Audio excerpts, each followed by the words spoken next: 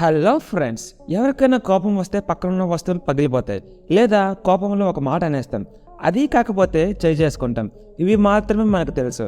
కానీ మీకు తెలుసా, కోపం వస్తే ఒక కొత్త ప్రోగ్రామింగ్ లాంగ్వేజ్ కూడా కనిపెట్టచ్చు. ఎస్, మీరు విన్నది కరెక్టే.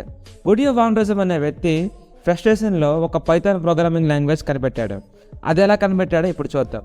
దీనికి ముందు మనం ఇంట్రడక్షన్ టు పైథాన్ ప్రోగ్రామింగ్ గురించి తెలుసుకుందాం.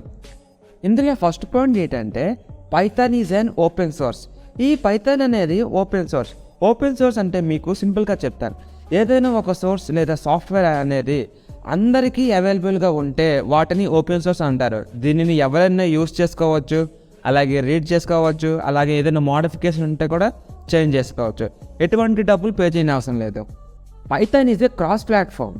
క్రాస్ ప్లాట్ఫామ్ అంటే, సపోజ్ మీరు ఏదైనా ఒక కోడింగ్ని విండోస్లో రాసామనుకుందాం, అది మీరు ఎక్కడైనా రన్ చేసుకోవచ్చు. ఫర్ ఎగ్జాంపుల్, ఇప్పుడు ఆ కోడ్ని విండోస్ 11లో రాశారు కదా, ఇప్పుడు అదే కోడ్ని మీరు మ్యాక్లో కానీ ఉబుంటులో కానీ ఎక్కడైనా రన్ చేసుకోవచ్చు. రన్ చేసుకుంటే సేమ్ అవుట్పుట్ అదే వస్తుంది. ఫోర్త్ పాయింట్ ఏంటంటే, Python is a high level language. High level language అంటే ఇది user friendly. It means it closer to humans. అంటే ఇది ఈజీగా అర్థం చేసుకోవచ్చు, అలాగే ఇంప్లిమెంట్ కూడా చేసుకోవచ్చు then compare to the lower level language. So ఇది మీకు అర్థమైంది అనుకుంటున్నాను.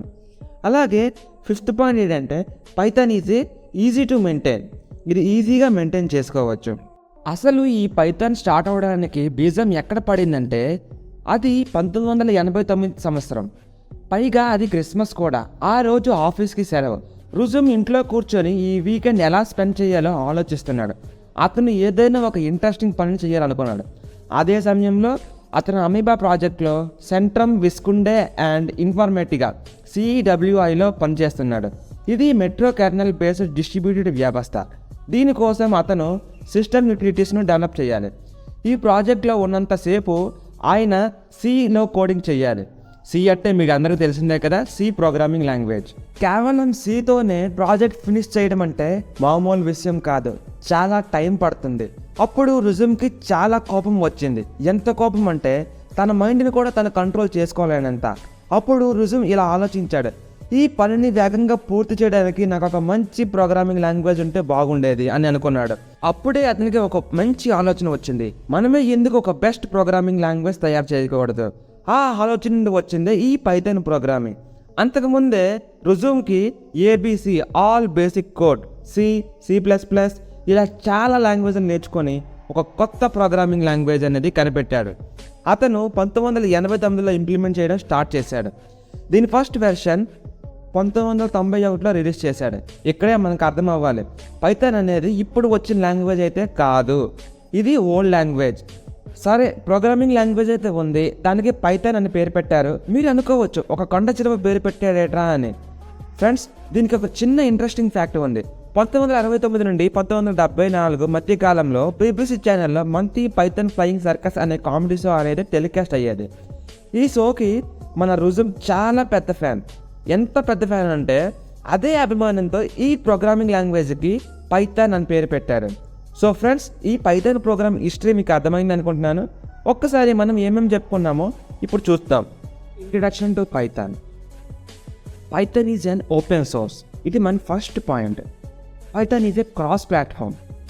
Python is A simple programming language. Python is a high level language. Python is easy to maintain. ఈ 5 పాయింట్స్ గురించి మనం క్లుప్తంగా నేర్చుకున్నాం. ఇప్పుడు హిస్టరీ ఆఫ్ పైథాన్ గురించి చూద్దాం. Python was created by Guido van Rossum, who was Dutch person from Netherlands in 1991. Guido van Rossum created it when he was working in National Research Institute of Mathematics and Computer Science in Netherlands. He studied all languages like ABC, all basic code, C++, Modular 3, Smalltalk, Algebra 68 and Unix Cell, all connected best features. He started it from 1982 and released the first working version of Python in 1991.